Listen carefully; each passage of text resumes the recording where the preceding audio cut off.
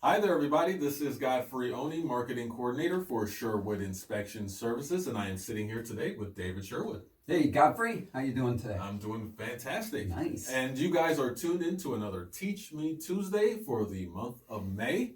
We are going to be discussing water as it is a water safety month this month. How about that? All right. So our first question that we were going to discuss are what are the harmful contaminants in Connecticut water that homeowners need to be aware of? So there's probably more than we have time to go over, but there's some basic ones that people should be paying attention to. And one, and there's a misconception around that a contaminant such as lead, which is a heavy metal, only comes from the well. Well, no, that's not where it comes from. That contaminant, lead, is coming from either brass fittings or brass connectors or lead solder joints, potentially lead pipes out in the street, but not as likely. Most of those have been changed out at this point. And so if you have a home that was built, say, prior to 1985, typically, I've seen some other ones, those are very rare cases, but typically 1985 or before, there's potential that they've got lead solder. In fact, most of them did. The lead solder starts to leach into the water over a period of time as it starts to decay. When that decays, that lead can get into the drinking water, and then that can cause lead poisoning for children, for anybody, but for children that are 5 and under, their dendrites in their brain between cells is not coated or protected yet. So when the lead gets in, it blocks an electrical impulse and retards that portion of the brain. So because of that, lead is an important one that we should be testing in our water. Again, prior to 1985 is the most common times that you should do it. That's what this bottle here is for. So this is a 1 liter water bottle.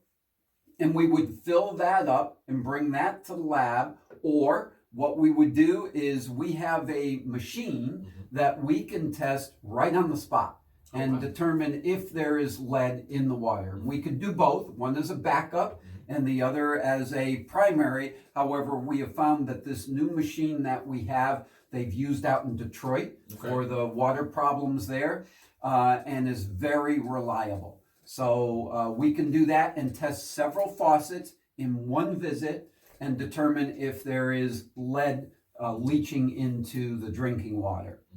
And so that would be the first one.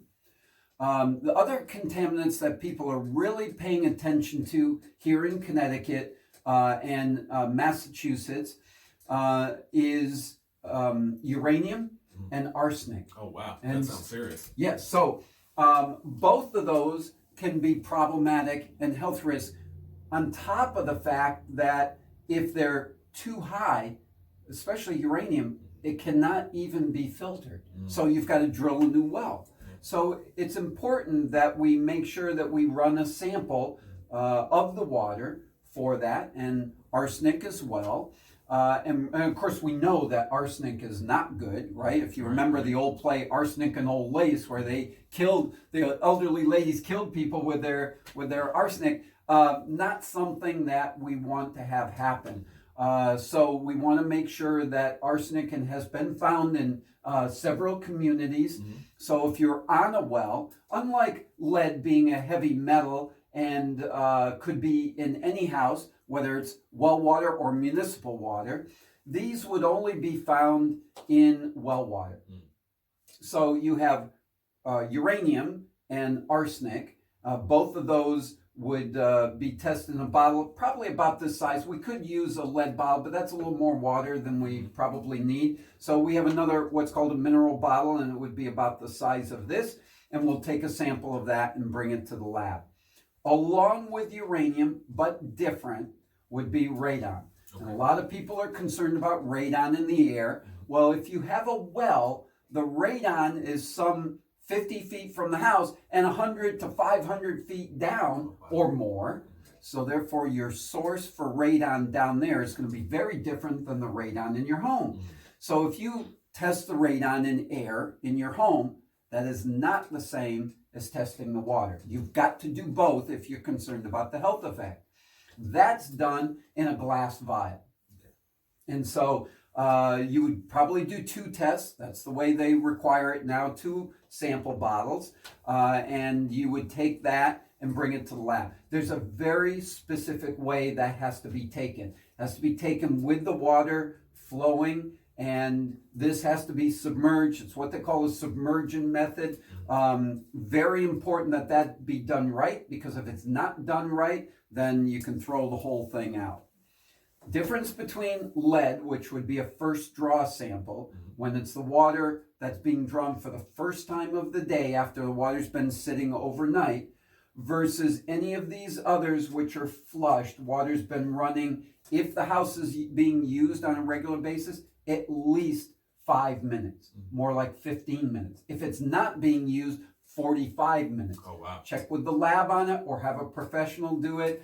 It's very low cost, but from a health standpoint, those would be the most important ones. So your arsenic, uranium, radon, and lead would be the big ones for our Connecticut and southern Massachusetts wells and homes.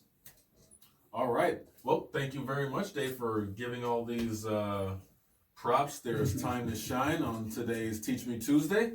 I hope you guys learned a lot. If you guys have any questions, please say something in our comments section. Please check out our Facebook, Instagram, and YouTube channels. Do you have any last words, Dave? Thank you so much. Have yourself a wonderful day. And tune into our next Teach Me Tuesday. We will see you next time. Thank you and very much, and have a great day. Bye-bye.